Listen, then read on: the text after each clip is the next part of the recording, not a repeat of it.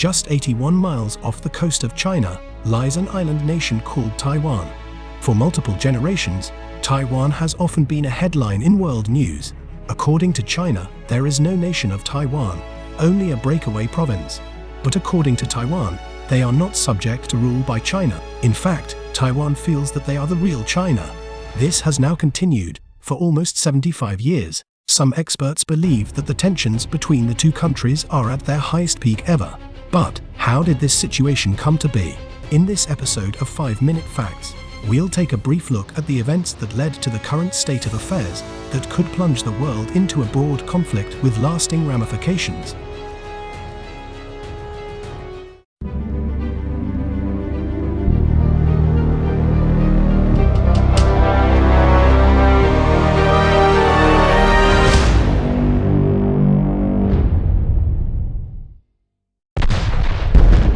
China had been embroiled in a civil war ever since 1927. The civil war had begun, in essence, to purge the communists from political influence. A key player in the communist cause was a man named Mao Zedong. Among those that survived the purge, Zedong quickly became the leader of the communist forces. The war between the Chinese communists and the nationalists was only interrupted by the outbreak of the Second World War and the invasion of China by Japan. Japan was savage in their warfare that they inflicted upon China, often bombing civilians in an attempt to break the will of the people to unite and fight. The war provided only a temporary truce to work together to defeat a common enemy. After the defeat of Japan in 1945, the Civil War resumed. The Chinese nationalists, considerably weakened by their efforts against Japan, would soon retreat to the island of Formosa in defeat in 1949. The island was renamed Taiwan. The Republic of China, otherwise known as ROC, claims to be the legitimate ruler of all of China. Of course, mainland China, or the People's Republic of China, does not recognize the sovereignty or legitimacy of Taiwan. This situation has remained one of the most complex political relationships in the modern world. By almost any account, Taiwan has established itself as an independent nation with its own government, economy, military, and foreign policy. In the 1980s and 90s, Taiwan has experienced rapid democratization, with the previous one-party rule giving way to multi-party democracy. This has led to a greater sense of Taiwanese identity and a desire for greater autonomy from China. But the situation is much more complicated than that. You would be hard-pressed to find past examples of a nation allowing part of itself to break away and form its own country. Many historians will point to the American Civil War as an example. Imagine if the North decided to just let the South succeed. It would be a very different world today indeed.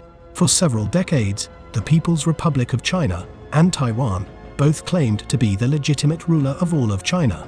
This created a diplomatic nightmare, as the nations of the world were divided on who they recognized as the true government of China.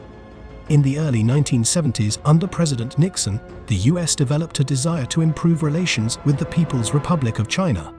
Reducing tensions over the issue of Taiwan was a part of this strategy. President Nixon and Mao Zedong met in 1972, and it was agreed that the PRC would be the sole legitimate government of China.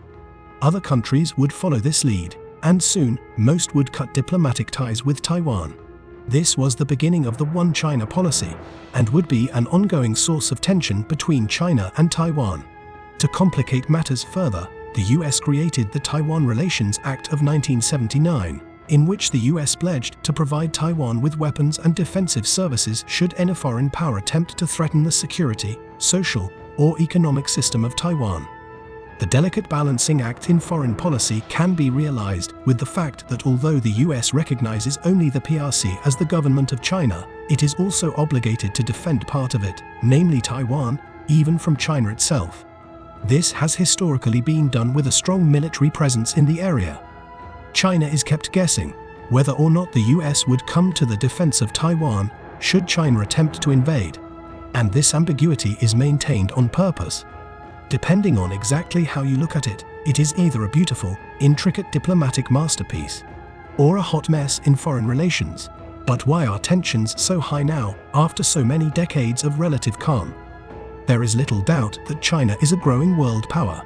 The US sees China as a rising strategic competitor, and China sees the US as the current king of the mountain and seeks to replace it. China has been emboldened by a perceived weakness in US resolve and has been stepping up military exercises and simulated attacks on Taiwan itself. China seems to be seeking to isolate Taiwan and erode support for Taiwanese independence. As a show of resolve, several high-ranking officials of the US government have made recent visits to Taiwan. In 2022, the Speaker of the House, Nancy Pelosi, visited Taiwan, enraging the Chinese government. This was followed in 2023, with Speaker Kevin McCarthy becoming the highest-ranking US official to meet with the President of Taiwan on American soil since Nixon. Recently, the Chinese economy has been faltering. China is also experiencing a population decline, brought on in part by their long-standing one-child policy. Although this policy was lifted, the population is still declining. Some experts believe that China's economic troubles, population decline, as well as a perceived weakness in the international community, all contribute to China's recent posturing towards Taiwan. China has elevated its military exercises to nearly encircle Taiwan, sounding alarms for pro-independence politicians within the Taiwanese government. There are rumors that Xi Jinping has ordered China's military to be ready to invade Taiwan by the year 2027, and the Taiwanese Foreign Minister, Joseph Wu, has stated that he believes the threats to be serious. General Mike Minahan, a former deputy commander for US Indo-Pacific Command, said that he believed war was likely as early as 2025. It seems certain that China is closely watching the Russian invasion of Ukraine, perhaps to better predict international response to their own offensive, should it actually occur. The true reasons for the rising threat is unclear, but it appears that the possibility of a conflict between China and Taiwan might be closer than ever before. Is this just the same saber-rattling that we have been accustomed to for decades, or are we near the endgame in this standoff?